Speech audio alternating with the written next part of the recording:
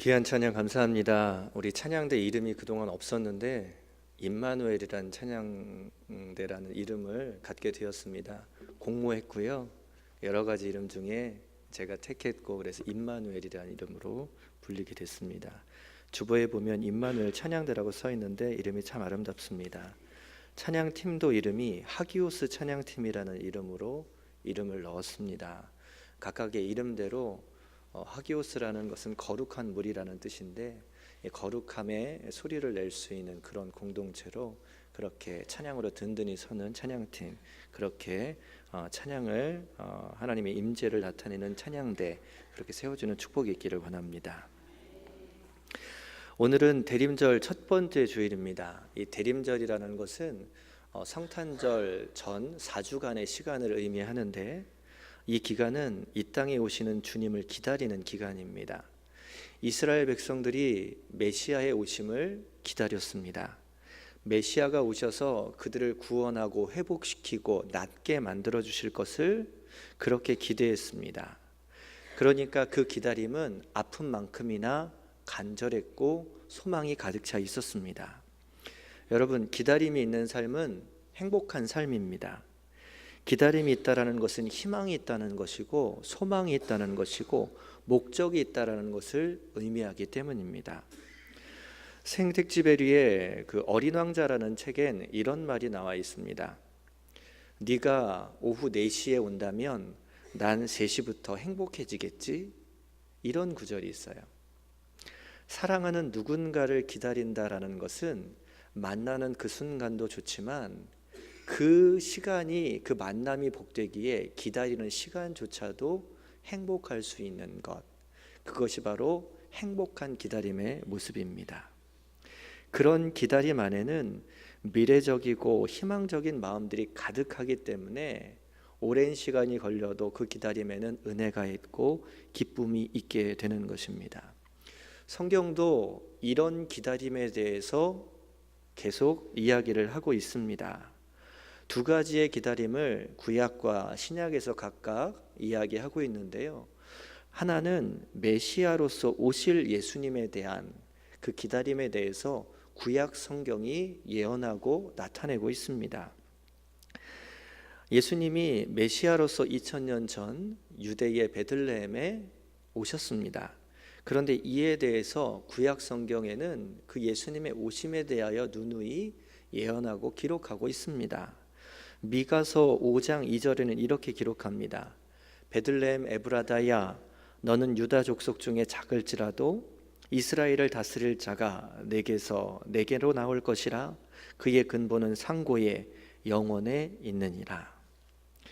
예수님이 태어나시기도 전 오랜 시간 전에 구약시대 미가 선지자를 통하여 이 메시아 예수 그리스도의 탄생 장소에 대해서 이미 예언되었습니다. 뿐만 아니라 이사야 7장 14절을 보면 보라, 처녀가 잉태하여 아들을 낳을 것이요 그의 이름을 임마누엘이라 하리라. 그렇게 이사야 선지자를 통하여서 분명 예언과 선포가 미리 주어져 있습니다. 이렇게 미리 오실 메시아에 대하여 그리고 오실 예수에 대하여 예언이 되어 있었기에 당연히 이스라엘 백성들은 오실 메시아를 기대하며 기다리며 소망을 가지고 살아갔던 것입니다. 또 하나의 기다림은 신약 성경에 나와 있는 다시 오시리라는 재림의 예수에 대한 기다림, 그것을 나타내고 있습니다. 신약 성경에는 예수님의 사역도 기록하고 있지만 이 땅의 모든 사역을 마감하시고 하늘로 올라가셔서 다시 오신다 약속하신 그 예수님의 말씀과 언약들이 기록되어 있습니다. 물론 예수님께서 언제 다시 오실지 우리는 그때를 알 수는 없습니다. 그러나 분명히 오신다라고 말씀하셨고 그렇기에 그때는 갑자기 도래하는 때가 될 것입니다. 그래서 성경은 예수님의 오심을 가리켜서 도적같이 임한다라고 그 모습을 표현하기도 하였습니다. 그런데 그렇게 오신 예수님으로 말미암아 예수님이 다시 오신 그때에는 양과 염소가 구분되고 곡식과 가라지가 구분되며 빛과 어둠이 정확하게 판별이 되고 악인과 선인이 구별되는 분명한 심판이 있음을 성경은 계속적으로 말씀하고 있다라는 것입니다. 그렇기에 사도 바울은 오늘 그 예수님의 오심을 그가 확신하고 있기에 지금은 잠에서 깰 때가 되었다라고 오늘 본문 말씀 가운데 강조하고 있는 것입니다. 당시에 로마의 통치로 인해서 많은 믿음의 사람들이 핍박을 받고 믿음이 제약을 받았습니다. 그래서 로마에서 살아가는 믿음의 사람들에게는 그렇게 핍박하는 로마의 통치를 내가 순순히 받아들여야 하는가, 로마에 복종하는 것이 정당한 것인가에 대한 고민과 갈등들이 있었습니다. 이런 때에 사도 바울은 그러한 고민과 상관없이 자다가 깰 때가 되었다라는 말씀으로 그들 가운데 이야기를 합니다. 이 말은 즉 예수님이 오실 때 그것을 위하여 살아가는 것이 우리에게 있어서 무엇보다 중요하다라는 것을 말하고 있다라는 것입니다. 한마디로 잘 기다려야 한다라는 것입니다. 오늘 본문에는 이 기다리는, 주님을 기다리는 원리에 대해서 몇 가지를 언급하고 있습니다. 그 몇 가지 은혜를 함께 나누며, 원리를 나누며 은혜를 함께 나누기를 원합니다. 기다림의 첫 번째 원리는 확신이 있어야 한다라는 것입니다. 여러분, 때가 되었건 사람이 되었건 누군가가 또한 때가 온다라는 확신이 있어야 기다릴 수 있는 법입니다. 올지 안 올지 모르는데 기다리는 것은 막막함만이 있습니다. 그 여부만 알아도, 온다라는 확신만 있어도 기다림에는 기다릴 수 있는 능력이, 기다리는 시간에 행복함이 주어질 수 있게 된다라는 것입니다. 저희 막내가 어제 생일이었습니다. 그런데 생일날 갖고 싶다고 노래를 부르던 장난감이 있었습니다. 매년 생일날마다 원하는 것 하나를 분명 사주니까 이 생일을 눈 빠지게 기다리면서 이거 사달라고 조르는 겁니다.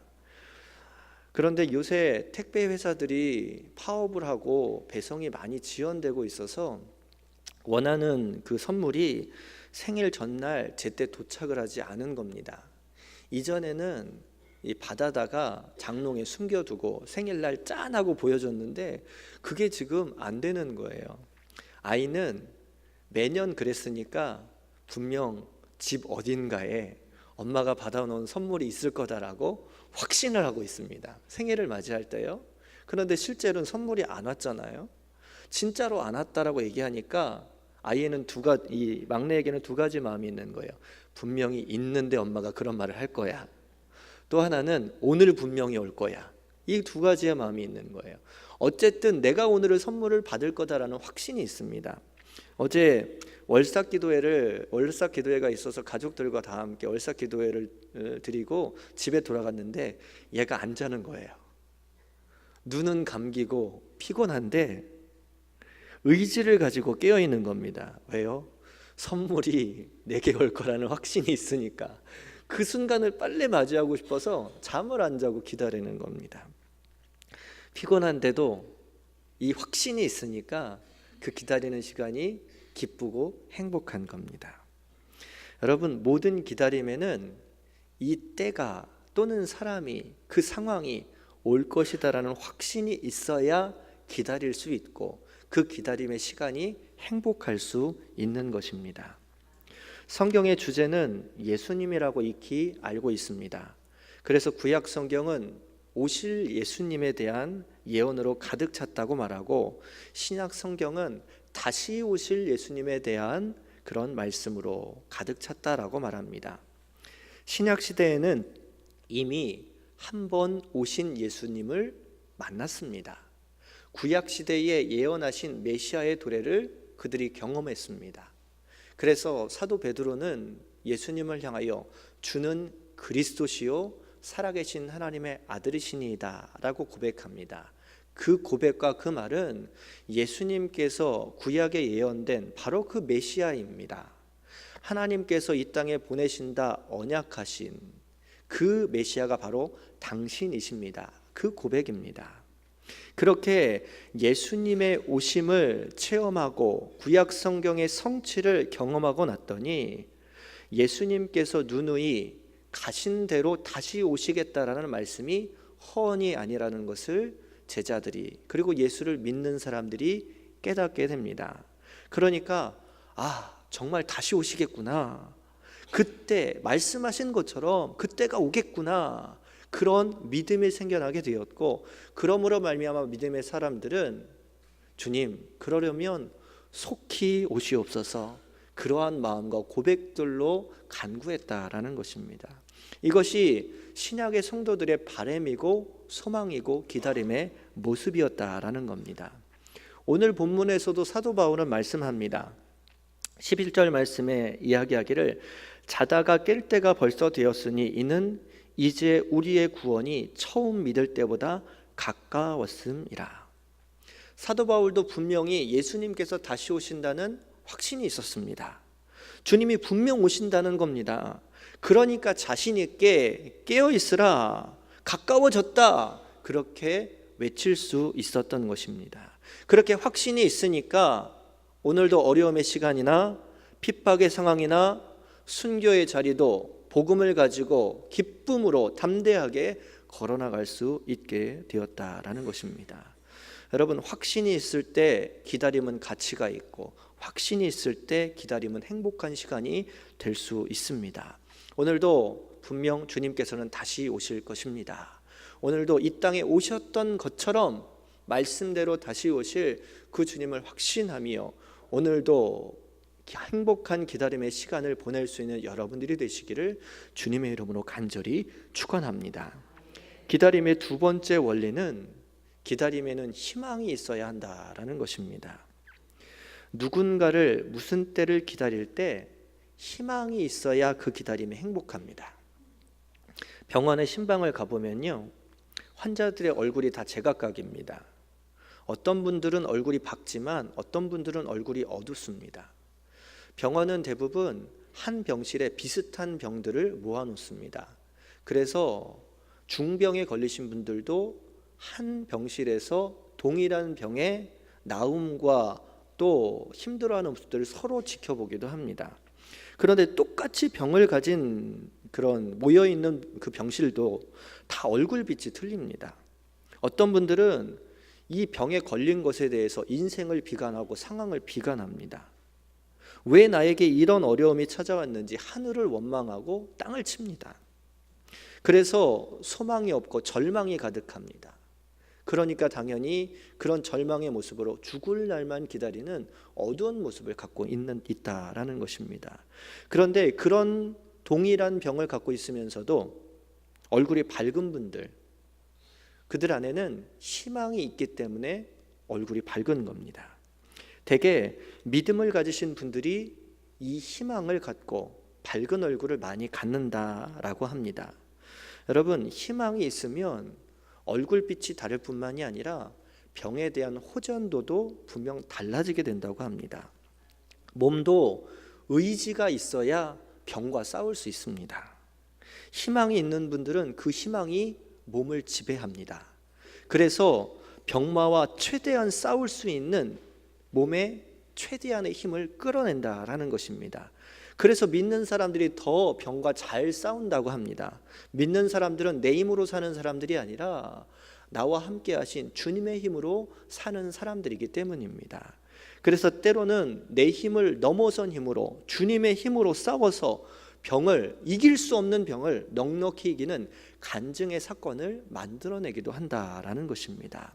여러분, 주님은 우리에게 희망과 소망을 주십니다. 그 소망을 가지고, 희망을 가지고 살아가는 삶엔 언제나 힘이 있게 마련입니다. 마찬가지입니다. 희망이 있으면, 나아진다는 소망이 있으면 우리에게 주어진 기다림의 시간도 기꺼이 행복한 시간으로 바꿀 수 있다라는 것입니다. 구약시대 이사야 선지자는 메시아가 오신다, 메시아가 오시면 이 땅에 평화가 주어진다라고 세상 사람들에게, 믿음의 사람들에게 꿈을 주었고 희망을 주었고 비전을 제시했습니다. 이사야 2장 4절에는 이렇게 말씀합니다. 그가 오시면 칼을 쳐서 보습을 만들고 창을 쳐서 낫을 만들고 이 나라와 저 나라가 다시는 칼을 빼들고 서로 치지 아니하며 다시는 전쟁을 연습하지 아니하리라. 당시 이스라엘 백성들은 이방의 칼날에 힘들어했습니다. 이방의 창과 활로 그렇게 삶이 무너지고 때로는 포로 생활을 하며 비참한 생활도 경험했습니다. 그러한 시대에 메시아가 오시면 칼과 활이 필요 없다고 합니다. 전쟁이 그친다 합니다.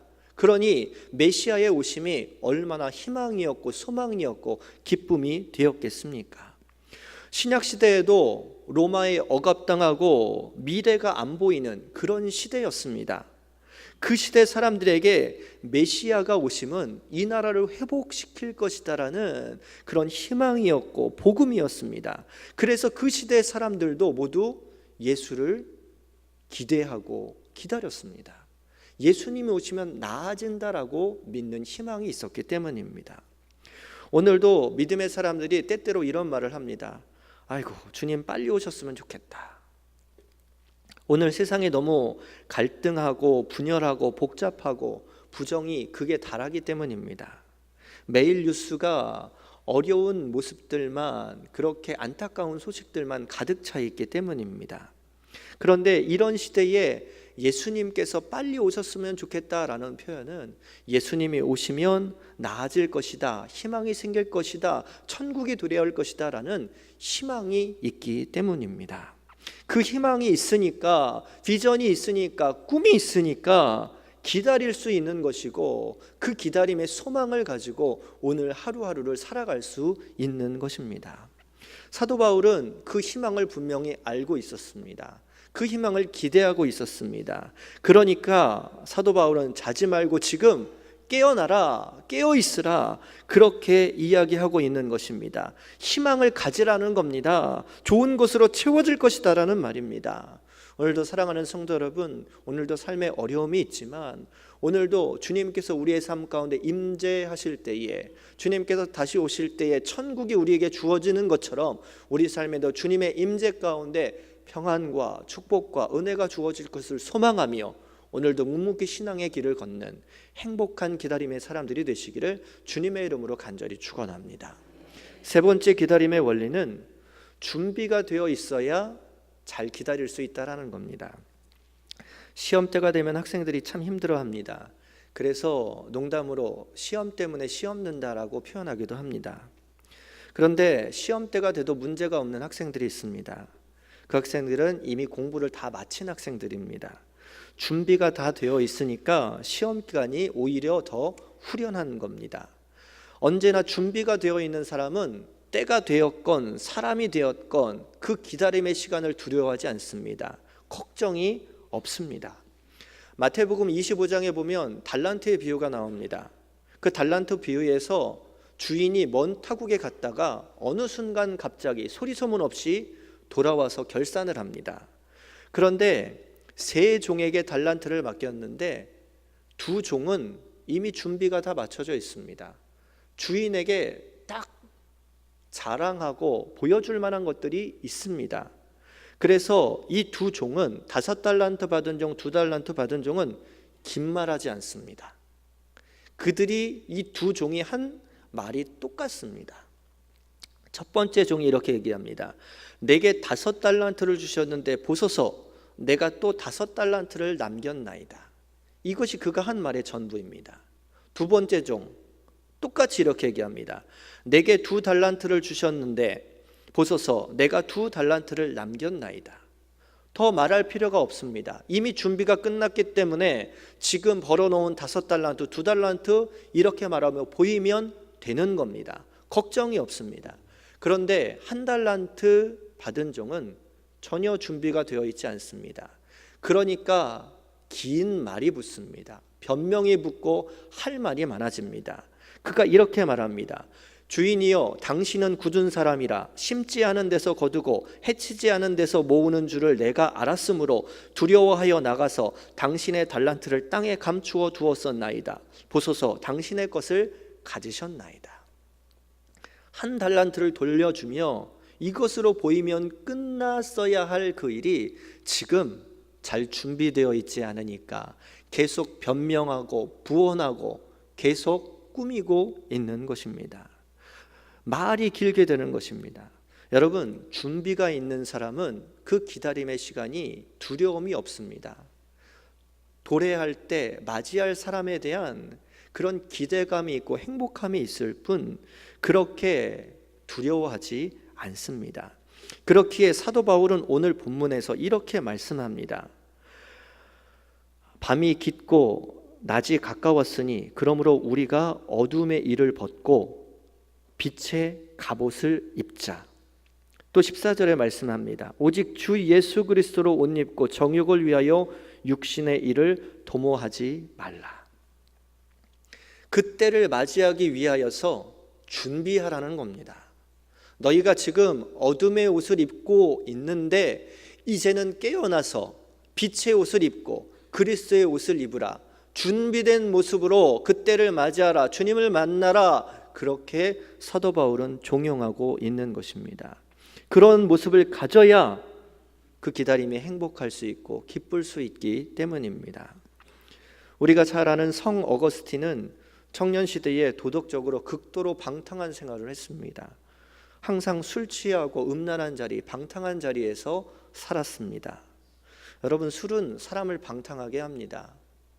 술은 사람의 생각을, 의지를 다 무너뜨리고 질서를 잃고 이성을 잃고 의지를 잃게 만들어서 하나님의 길에서 떠나는 행동들을 하게 만듭니다.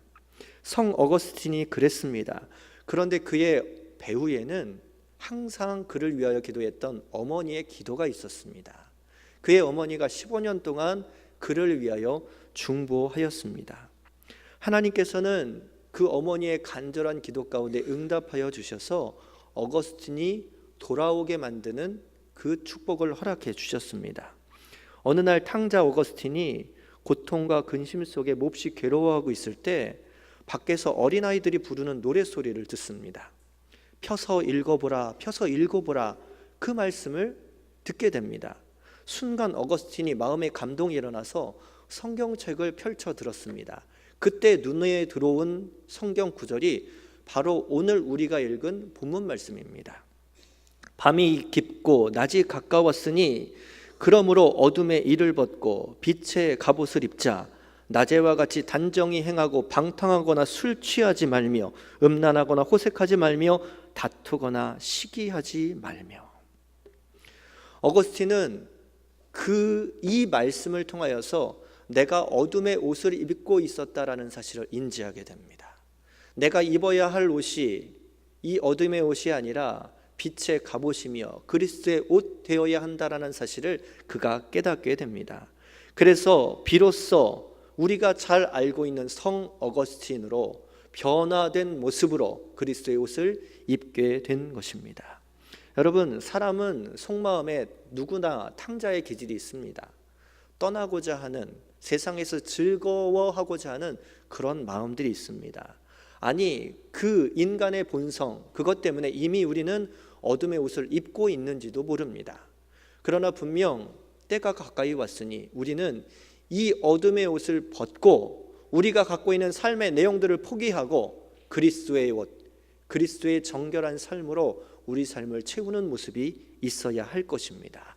그것이 주님을 기다리는 모습이고 주님을 향한 만남의 준비다라는 것입니다. 그 준비의 모습이 있을 때에 주님을 만나는 시간은 기대가 되고 주님께 나아가는 시간이 기뻐지고 주님께서 누구나에게도 인생의 종말을 허락하실 텐데 그때는 분명 심판이 있을 텐데 그 가운데 기쁨으로 모든 것을 맞이할 수 있는 은혜가 우리 가운데 분명 생겨나게 될 줄 믿습니다. 12월 첫째 주 우리 대림절의 시간입니다. 4주간 동안 우리 이 땅에 오신 예수님을 기다리는 시간, 우리는 한 걸음 더 나아가 다시 오실 주님을 기다릴 수 있는 성숙한 모습이 있기를 원합니다. 그래서 우리의 인생이 소망된 기다림으로, 행복한 기다림으로 채워지는 그런 은혜의 삶이 되시기를 주님의 이름으로 간절히 축원합니다. 함께 기도하겠습니다.